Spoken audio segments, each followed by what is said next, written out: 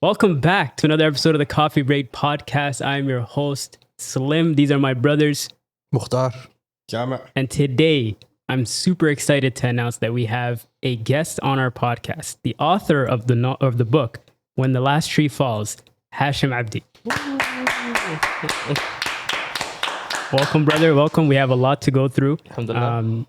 Thank you so much for making time to be on our platform, brother. Wallahi. Like I was saying to you off camera a couple of days ago, it's actually very inspiring to see somebody who's like around our age that's going into a different medium that you wouldn't necessarily see from in the Somali community, writing a book, getting it published, being out there, being the face of it, being the face of a story, an important message. And it all kind of ties into, like you were saying, Somali Nima, cultural roots. There's aspects of the book that are related to climate change, environmental changes and stuff like that we're going to tap into as well. But super proud to have you here, brother. Wallahi. Like we need more faces like you in the community, especially in Toronto, bro. Like 100%. it's such a positive thing to see and to hear and to be with you right now. Wallahi. It's a blessing on its own. So I just want to say thank you for making time for us, bro. Alhamdulillah, man. Jazakallah khair for having me. As you said, like, even just us chopping it up, it's a fun time, As I said, like, I remember I left at one point when I left the Toronto, there was like a bunch of podcasts, and I came back and mashallah, like y'all Sticking to the script. holding it down. Sticking to the script. That's it. Consistency is key, guys. Consistency is key, man. Mashallah, I really Definitely. appreciate it, man. So jazakallah khair for having me, man. Appreciate you, brother. And to kind of just go into your story a little bit, just tell us a little bit about yourself. Like you mentioned that you were raised in the GTA, but took some time off, went to UK. Tell us a little bit about your upbringing. Yeah, so I was born in Dixon. Shout out. Yo, we're kind of all from the same loop, bro. So, Same end of the day. same Yeah. look, so Yes. Yeah. But my family, alhamdulillah, I grew up in Egypt. So after we left Dixon, I grew up in Egypt. So I went there, learned Arabic, did all the bits. Mashallah. And then alhamdulillah, came back, did my schooling, went to university here, graduated, got married, alhamdulillah. And then I moved to the UK. Because my wife was doing her master's and been living there for about 3 years, and then while she was writing her master's, I was just like, I'm just chilling.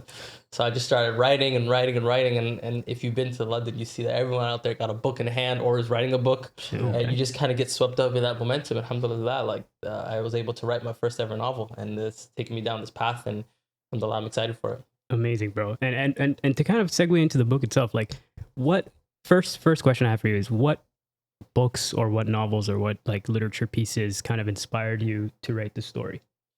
So it's funny, I grew up like reading books all the time. I was one of those dudes that like I always have a book on me for some reason. And a lot of the books that I used to read were like obviously like Hunger Games, like the Game of Thrones, like all these type of like big fantasy books, and then also like detectives, like the Sherlock Holmes books, and I was like, yeah, these books are so amazing. And then I got more into like the historical fiction era. And then I was like, subhanAllah, like, and you guys can ask this question too. Like, have y'all ever read a book that took place in Somalia? No, actually, I have not. Yeah. No, I haven't. So I kept in my head, brand new medium. That was always something I was like, how is there not a single story that took place in Somalia that I just said I couldn't read, I didn't read. So then I was like, this might be just like, it just exists. I'm just not doing enough research. So I went, and alhamdulillah, there actually are a bunch of books that did take place in Somalia, but we're just not known. They're just not known.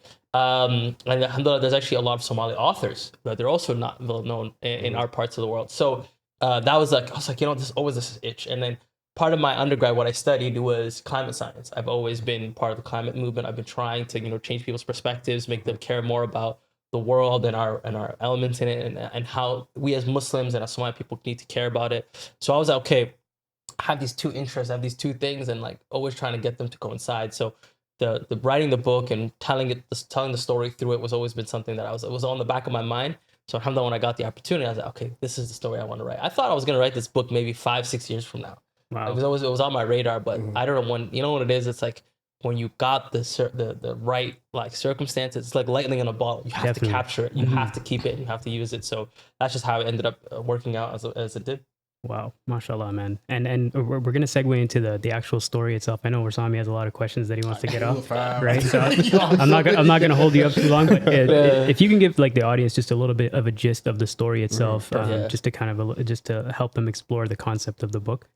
Yeah, so the book takes place, it revolves around a young man named Naeem, And Naeem is the regular, kid that grows up in a isolated village in Somalia.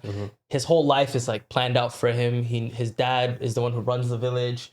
He knows like he's gonna one day inherit the village leadership.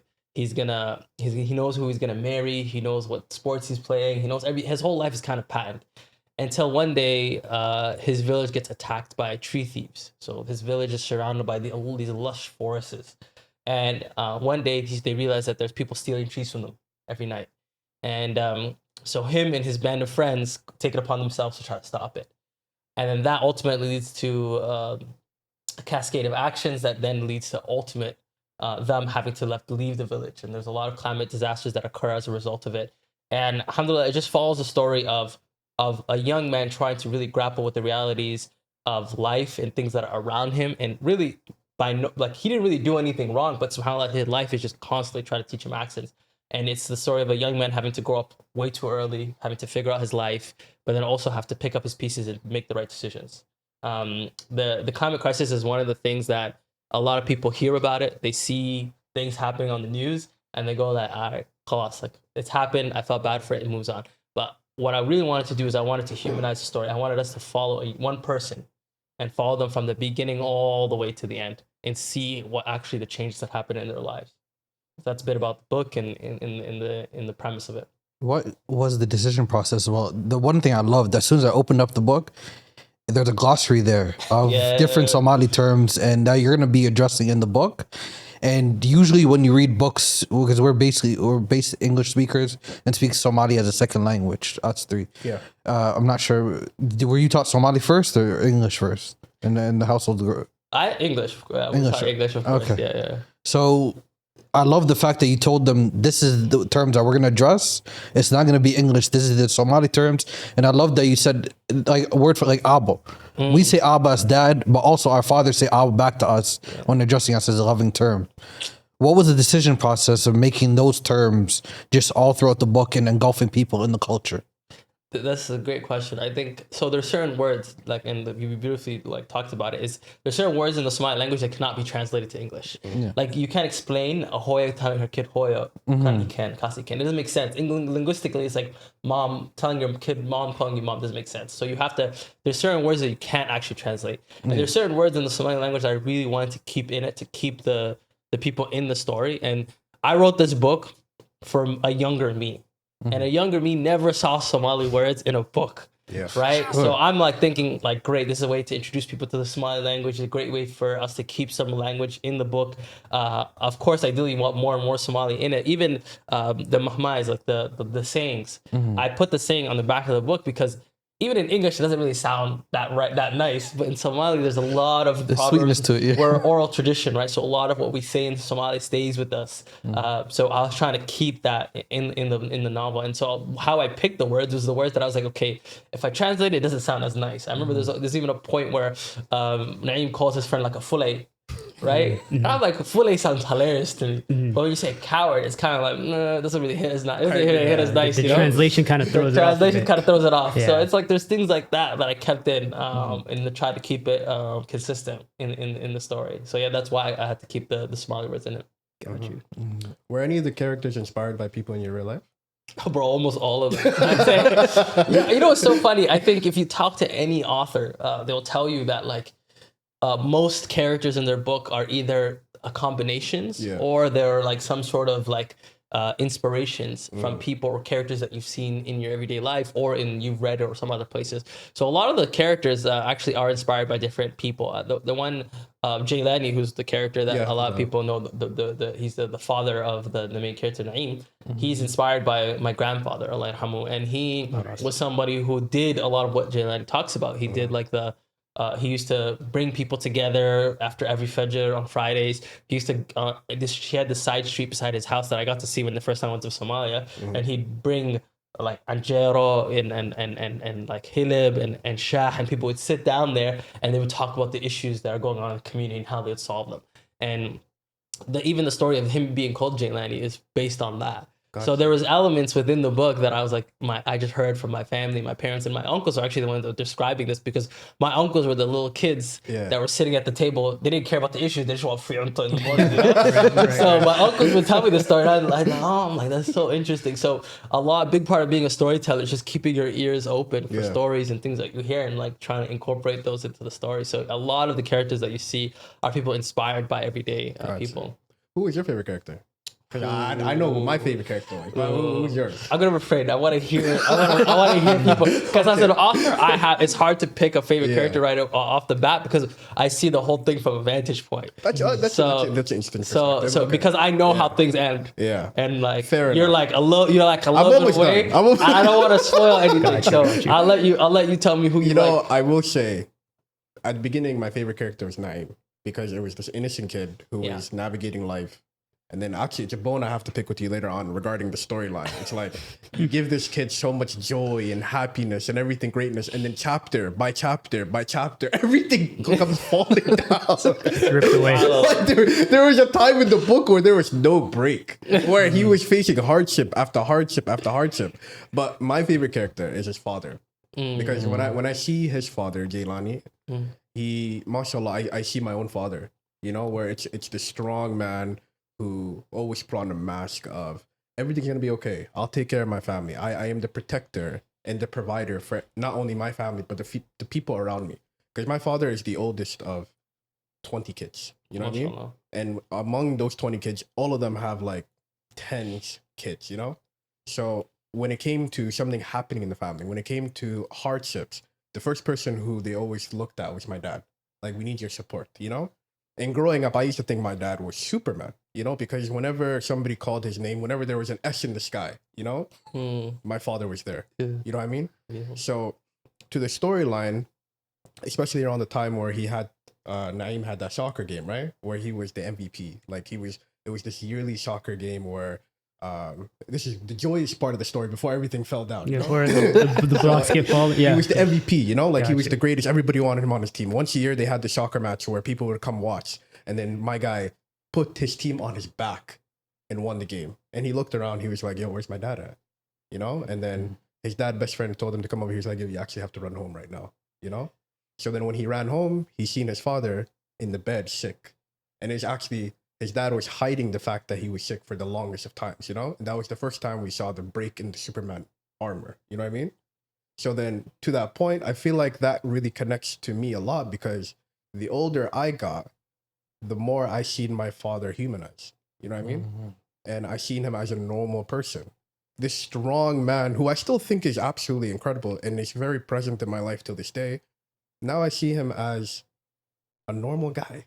You know what I mean? And I feel like the story speaks to that normality aspect of what a human being is, because growing up, you think this person is wild, but then you see that he was just hiding a lot of the things that he didn't want you to see, you know? So that's why he's my favorite character. And not to jump too much into the story, even a little bit of a spoiler, even when the father is no longer present in the story, he still is protecting his family. Like, when his family was grieving the fact that he was no longer there anymore, right? There was mangoes that he ordered a month before he passed away or so. So he knew that whenever he wasn't going to be here anymore, or something along those lines, his family would be able to enjoy in the mangoes coming from afar away, you know? And when Naim, the main character, came in and gave the mangoes to his family, he was like, "Yo, this is from Abba." And everybody just broke down. You know what I mean?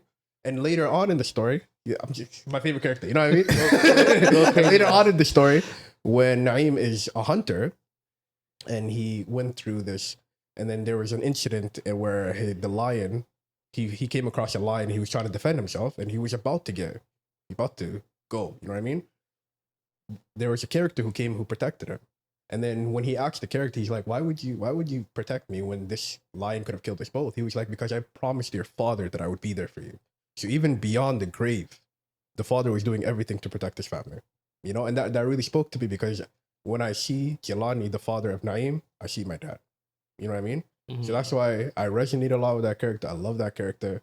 And I can't wait to see how the story concludes, because maybe there's more along the lines of how much more I could fall in love with this character. You know what I mean? So back to you. Who's your favorite character? Man, that sounds great. You know, it's so funny when authors write. When I write my book, it's for readers like you, the people that like they connect the lines. Bro, I was when the lion thing happened. Yeah. I was literally tearing up. Oh man, Because mashallah, I was like, even beyond the grave, this father was thinking of how he could protect his family. You know, and I connected it to I was in my house. I knew my dad was over there watching television. I'm like, it's the same person. Yes, You know what I mean? I'm like, I was like, how do you connect the two so gracefully? You know? But sorry to go on a tangent, but back to you. Who's your favorite character? I think subhanAllah, that's a great point. I think well, it speaks a lot about how fatherhood and a lot of people how subhanAllah, when you experience it, it's the having to put on that Superman mask to really be and not only that, because Jailani in the story is not only the father to Naeem, but he's also the village leader. 100%. So he's sacrificing not only his body, his health, his time for his family, but for the village at large. And you see how people are pulling them. And you know, subhanAllah, it's even when you look at subhanAllah, the Prophet ﷺ, and towards the end of his life, and how the Prophet ﷺ, even in his like final year, he was still doing everything that he could to service and help the ummah, to tell them, to give nasiha, to speak to people, to make every person that he's spoken to really feel that they were being attentive to. I think for me, realistically, my favorite character is a character that you mentioned, the guy who saves Naeem. Mahad. Mahad is my. I do like. Mahad's my. I like his storyline also because it connects very much to the father. Yeah. So to give you guys context, Mahad is a young man who originally is part of the tree thieves, but because he gets like kidnapped, he ends up integrating into the village, and he becomes kind of part of the village. And then you start to realize that actually he wasn't somebody who cares about cutting trees. He was just a miskin orphan that didn't have anything to. He didn't have a choice in the matter. And the reason why I loved his storyline is because there's a tendency to villainize or vilify a lot of people who do wrong, right? And in the story, the villains are the people who are cutting trees, rightfully so. But there are so many people that are just a product of their circumstance. And I wanted to highlight that anyone could be good, anyone could be bad. And it's just the circumstance that you're in that Allah puts you in that determines, sometimes how you turn out, but it's ultimately up to you to try to fight against that circumstance. And that's what Mahad does. Mahad does not go back to being a tree cutter. Mahad does not, he ultimately goes and starts fighting the tree cutters, right? So there's an ultimate beauty in that. His story, his character shows you that you can't just paint everyone with a broad stroke and say everyone that does this is bad. Because look, there's so many people that are forced to do this. There's so many people that are in this position, not because of choice, but by necessity. And I thought that was a great thing. And then his character arc of how he ends up. I won't spoil the ending, but I agree. The last page is about his full story kind of coming full circle. Gotcha. So, sorry. You've seen the type of passion you drew from him, the storyline. Yeah. I love that. Now, can you tell us how you developed your writing style? Because from the beginning, because unfortunately I was not able to get that far into the book. Even in the beginning, the descriptive writing of style you have of when Amina was talking about the tree thieves at the beginning of the story, and the father he was nervous at the same time, but he was hiding it, putting his hand under his shawl and squeezing his fingers against his palm, and it was very like you can imagine that, you can picture that. And at the same time, there's the next page, it talks about how the father's at the front door waiting for the son. He wants to get to the masjid to wait. I connected to that point because my dad wants to get to the masjid 2 hours before. Can you speak on how you developed your writing style? So my writing style is subhanAllah, something that like once you get more into it, you start to realize I refine it. Because again, this is my first book, so I'm learning as much as everyone else, like while I'm writing. So if you see that at the beginning of the book how I write and towards the end of the book, it's much more refined as I get into it. But I took in university, I took a creative writing course, and that creative writing course taught me a lot about the sweet spot of descriptive writing. So descriptive writing in and of itself is like you can describe this room, for example. I can talk to you about the texture on this canvas. I can tell you about the colors and everything. But at some point, there's so much description that it takes you out of the story. But there's a certain amount of description and kind of scene setting that you need to do to get people immersed into it. So it's kind of like a balance. You don't want to make it so that you're just, for the whole page is just description on the scene and no dialogue, nothing's moving. I'm talking about the trees, the grass, the sand, the crickets. And sometimes as a writer, that's actually the funnest part. So you want to almost get lost in that. You want to paint the scene, because you see the scene in your head. Like I can close my eyes sometimes and I can see the scene so clearly. And I'm like writing and typing, and I'm like, no, that's not how the color that is. And I go back and I'd rewrite it. But you actually have to let the story progress. So my style came a lot from like obviously reading a lot. Like as a writer, you have to read tremendous amount of story, because you start to see like, oh, I like the way this author used this prose. Like I like the way that the author got this point across, and you want to really write things that do double duty. So like what you just described is great. Like him. Jailani like clutching his hand, and only Naeem seeing it shows that he saw that his dad was a little bit like tense, but everyone else didn't catch it. So then that gives you as a reader, oh, there's a little bit more context there. It's not just that Jailani is putting up a front, but he's actually good at capturing the audience, because he takes breaths. He doesn't speak right away.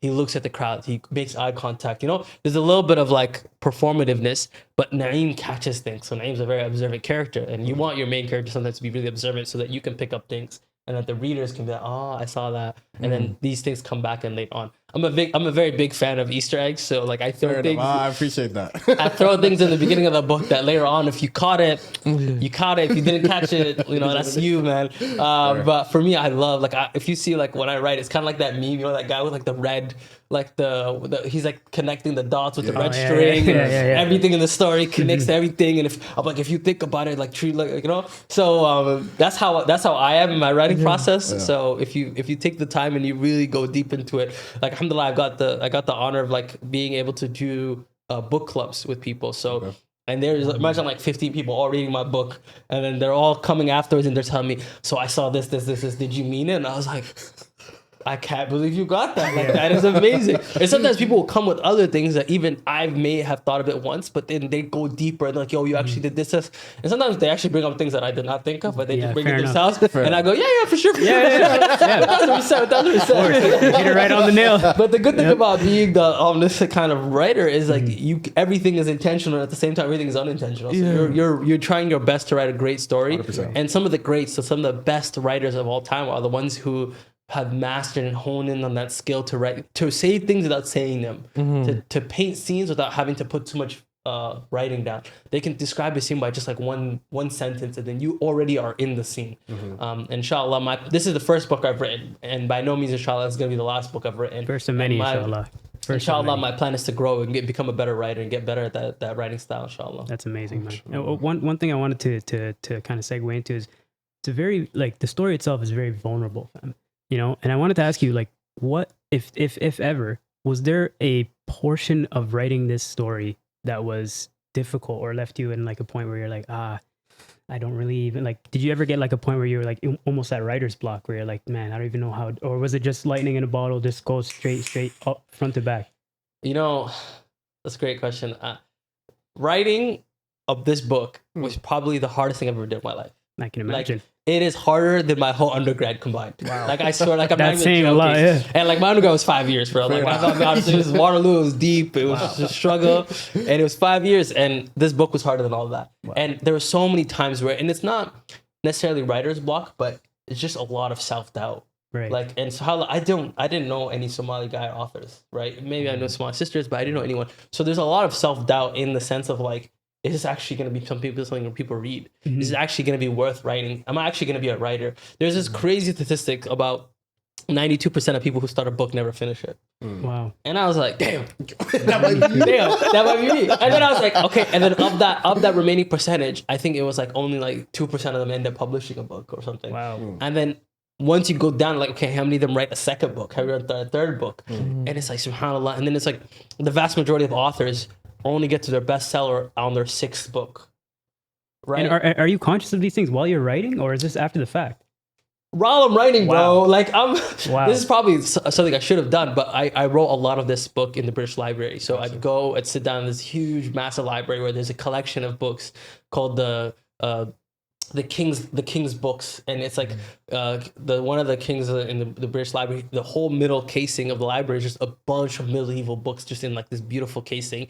And I'm sitting there, I'm just looking up. I'm like, man, like. And I'm thinking about all the statistics of like, what does it mean to write a book and all these things. And I kind of went down rabbit holes. And sometimes when you're writing and you kind of get distracted, you go, it's actually worth it. Let me write that. How much does the author make a year? Yeah, one of those. Yeah, it just kind of takes you down a tangent. Man. So, Wow. yeah, like I was cognizant of this, and I probably shouldn't have, but alhamdulillah, I was still able to finish the book.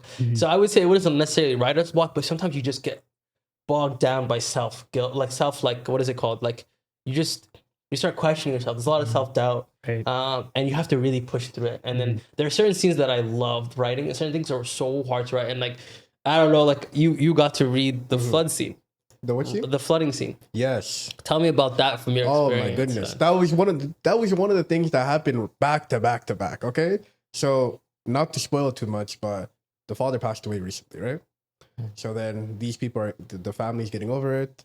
The whole city is kind of in disarray because the leader has passed away. You know what I mean?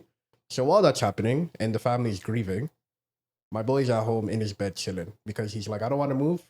I'm grieving.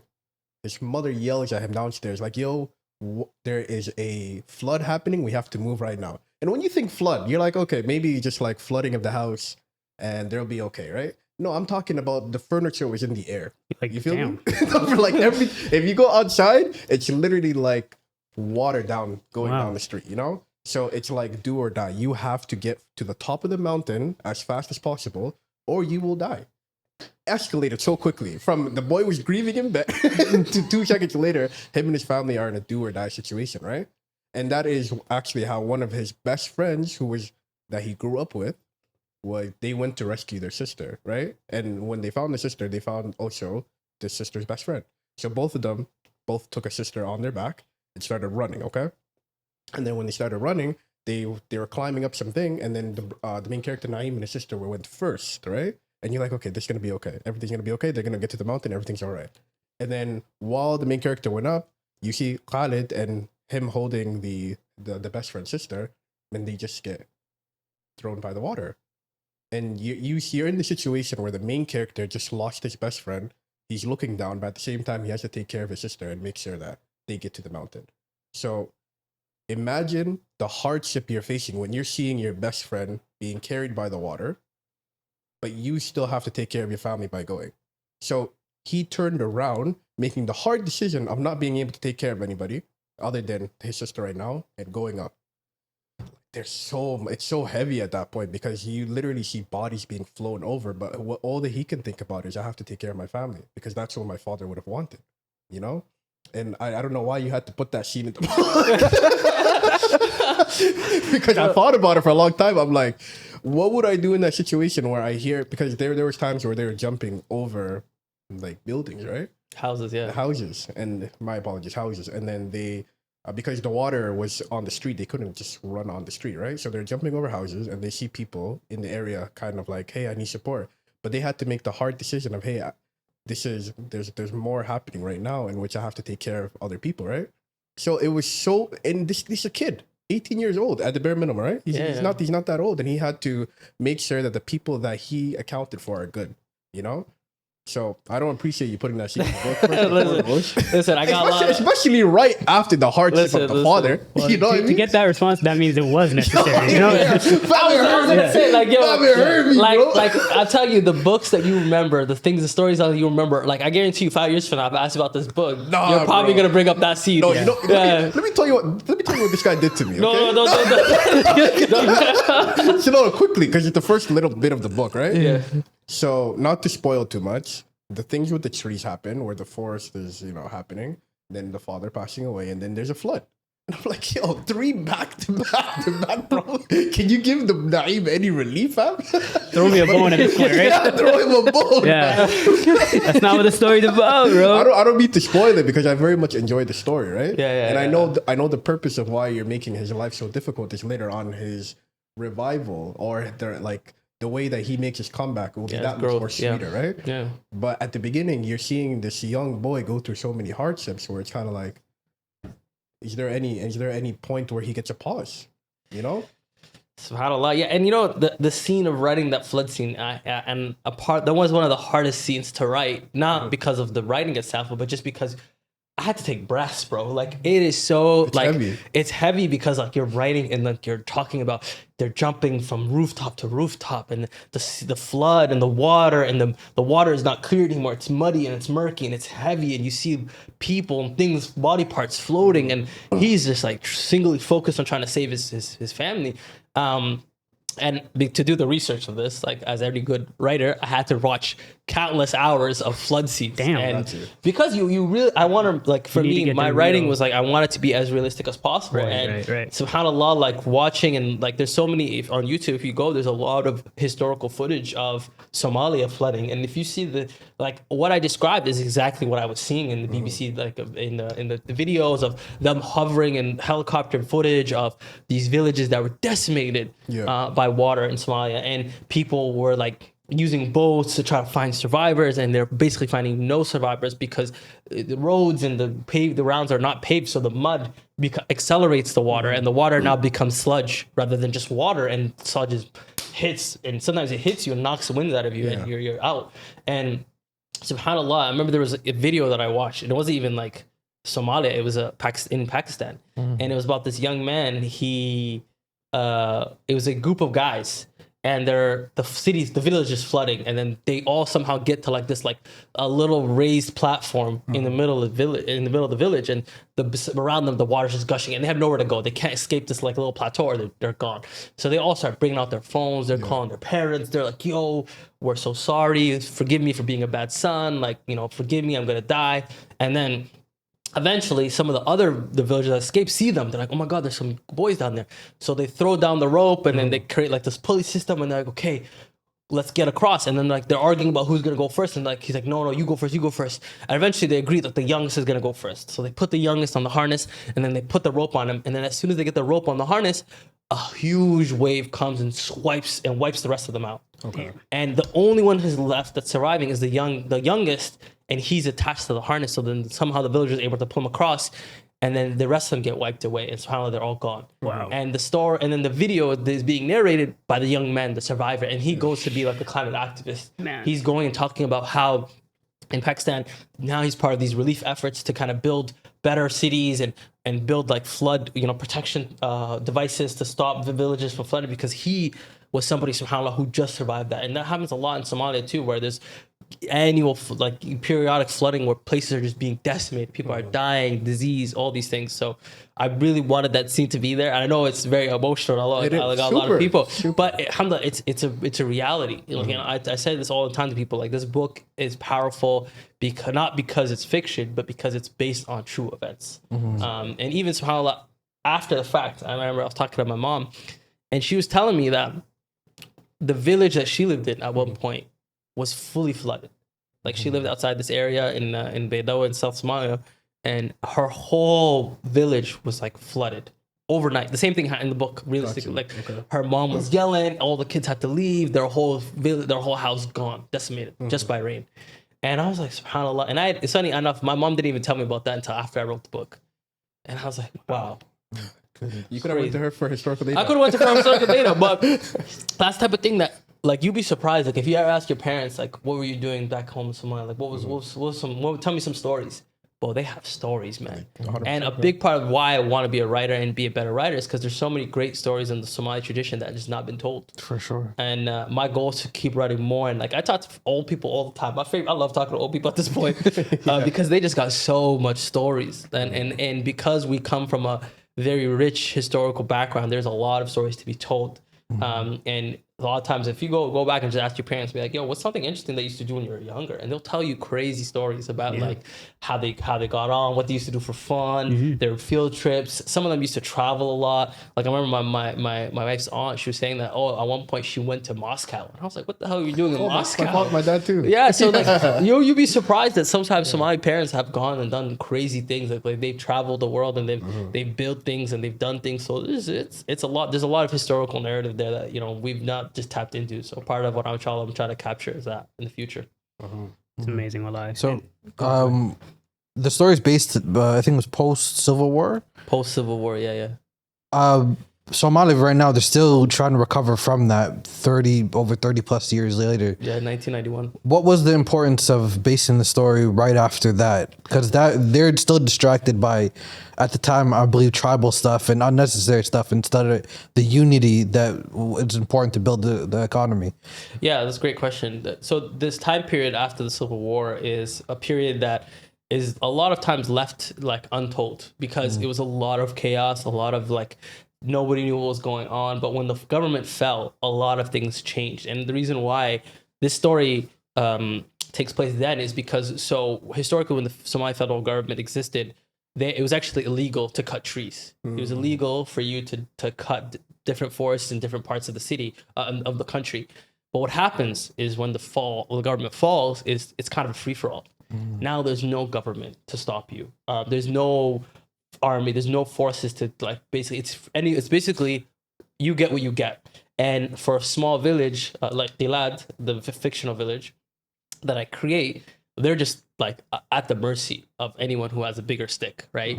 There's a lot of stories and things that happen around that time period from like 1991 all the way to 2000 that were happening all over the country that, you know, people talk about it, but like there's not many written form of it. So for me, I really wanted to write about that time period. And, you know, subhanAllah, based on the research, the amount of deforestation that happened in Somalia, the amount of trees that were cut down, it was like something around 480,000 acres of trees that were cut, which is like close to like 100 or 100 something different like football fields like lined up. Yeah. And imagine all that being cut and all that being turned into charcoal and all that being sold to like foreign powers. And you know, that's like our country being pillaged and being like basically ransacked because there's no one at home. There was no federal government to stop them or any of these like processes to stop people from like exploiting the land. So that's a bit about why I want the story takes place. And I said it's based on true events, and deforestation was happening at scale in the country, and that really changed the climate. It changed the environment. It changed so many things. And on the quote of the back of the book, right, if you read it, it says like, so it's like talking about, you know, the climate has power, but tradition has rules. And the Somali tradition realistically has always been around a nomadic behavior where we follow the rains, or where we live based on what Allah has given us, based on what the land is.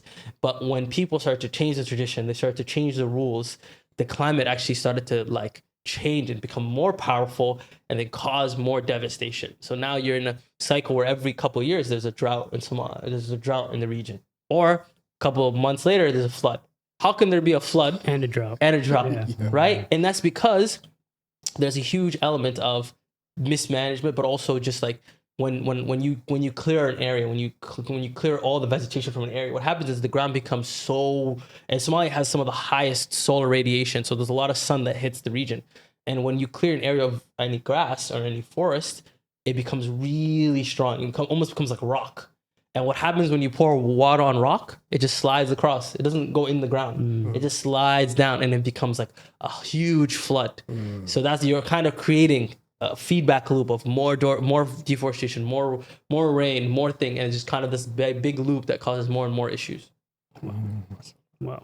And to kind of put a bow on the conversation, Aboy, two questions I have for you. Yeah. First question is, what is your goal as an author, right? Second question is, what is your goal as the writer of this book specifically? That's a great question. So I would say my ultimate goal as an author is to change people's behaviors, to change people's ideas, and you know, subhanAllah, there's a beautiful hikmah in that a lot of the lessons that we learn as Muslims, and a lot of lessons that we learn even as a kids, is through storytelling. Like if I ask you, like, you know, all the lessons you learn as kids is because people telling you a story, like the big bad wolf, you know, like, or they tell you the boy who cried wolf, or all these things. They teach you in the process. Even in the Quran, there's a lot of the stories of the prophets are told, so you learn lessons from the stories. And a lot of what I'm trying to accomplish is to use that storytelling to tell tell more stories, to teach more lessons to people about how they need to hopefully, you know, act better, do better, or inshallah, just think differently in a certain respect. what I want to hopefully accomplish as the author of When the Last Tree Falls is, inshallah, people write more and learn more about what's happening in Somalia, what has happened historically, and what we need to do to change that. But also that, you know, there's the climate crisis is not something that is devoid of human beings, right? Like, we can look at all of these things that happen, these typhoons, these cyclones, these forest fires. Even in Canada, we have forest fires. Definitely, yeah. But we hear forest fires that are happening and we go, some down people in Manitoba or this thing. But no, but subhanAllah, now look, we have forest fire seasons, bro. Like, there are days in Ontario we can't go outside because the air quality is like terrible. Where literally they're like advisory, do not go outside. Like, you literally get the notification on your phone. So the climate change is not just happening across on the other side of the world. It's happening in our backyard. But even if it was happening across the world, like, look at somebody like Naeem. Their story is unveiling in front of your eyes, and he did nothing wrong. And as you know, Struggle was saying, like, the guy going through time after time after time is struggle. And subhanAllah, it's not because of anything he did. It's just because of the greed of man. And there's a quote that I put in the book. It's like, he later on finds out that, like, this isn't just, you know, happening because Allah ordained it. It's happening because, you know, he said, this is not the wrath of Allah. This is the greed of man, you know, and that's really what shows you kind of how to frame it. Like, yes, things will happen by Allah's decree, but Allah tells us that, we know, the Prophet ﷺ tells us that even if the hour is upon us, we have to plant a seed, right? So hopefully that this book inspires more people to learn more about the climate crisis, to understand more about what's happening back home in Somalia, but also to understand what's happening in climate change holistically in their own communities and how they can do, you know, they can be part of the solution rather than the problem. Wow. Nothing but love and respect, Abu, man. Thank you so much for your time. Appreciate it. The audience needs to know where they can get the book, where they can find you, you know, plug your social medias. Where can we find you, and where can we get more of this book? So before I wrote this book, my social media presence was lacking. So now Fair enough. I'm hopefully better now. So yeah, you can find me on any socials. So I have on my TikTok, Hashim Writes Stuff, my Instagram, Hashim2B. I have a website. So if you want to get the book, wherever you are globally, you can order it on hashimabdi.com. Also, if you have it, you can get it on Amazon. It exists on Amazon as well. But yeah, you can get the book pretty much on any on Hashim, from hashimabdi.com. There's all the links are there. You can get it on ebook. Inshallah, I'm working hopefully on Audible for this because I know a lot of people don't read, but they love listening. So inshallah, the plan is to get that going as well soon. But yeah, and feel free to reach out. Inshallah, I'm planning to do more book events. I did one in Toronto, actually, just down the street from It's Okay Studios already. My plan is to have another maybe event in the GTA, and then one more, hopefully soon times in America, and a couple of places where the hotbeds are, where the Mali's at. You know, there you go. Hopefully Minnesota, hopefully some other Michigan, wherever I can. So soon, I'm doing more and more of these book events, just trying to talk about the book itself, because people, if you don't go and meet people, a lot of times they don't know about you. So, and the world's a lot, it's kind of like a big, large community, global village. So you kind of just gotta meet them, people where they're at, and get them to understand like what you're doing. And a lot of times, what I found is our people really do show support. Alhamdulillah, I've been embraced by the community in this book, and I really appreciate that people that have, you know, even like people like yourselves, like, who've given me a platform to talk about this. You know, at one point, I thought this book was just going to be me and my family reading this. So there you go. Alhamdulillah, there we are. I learned a lot from going to authors, and like, I went to a lot of authors who are doing like their 10th books, and they always ask them, they say, you know, my first ever book launch, it was just like 8 people. It was like 7 of them were my cousins, you know, and one of them walked in by accident. And then, so alhamdulillah, I'm very grateful, because alhamdulillah, I've been able to like host really, really big and fun and interactive kind of sessions around the book. So alhamdulillah, I'm very grateful for the people. I could never done this by myself. The book cover is actually done by my friend Osama, and he, as you can see, like the front of it is the tree, the qura tree. That's a small traditional tree where you can actually go and pick toothpicks on it, but the tree is very traditional in the Somali sense, where because under it is where a lot of deals used to happen. It's a very symbolic thing to the Somali tradition. So I found it was great, and obviously the back with the camels and stuff. So shout out to Salma for the great book. I had editors, I had beta readers. So this book, it took a lot of people to make this book happen. So alhamdulillah, shout out to everyone who was a part of it and helped me, make the book happen. So jazakum khair. Allah Mubarak. Hashim Abdi, everybody. When the last tree falls, this is the Coffee Break Podcast. I'm your host Slim. These are my brothers. Mukhtar. Jama. Signing off. Assalamu alaikum.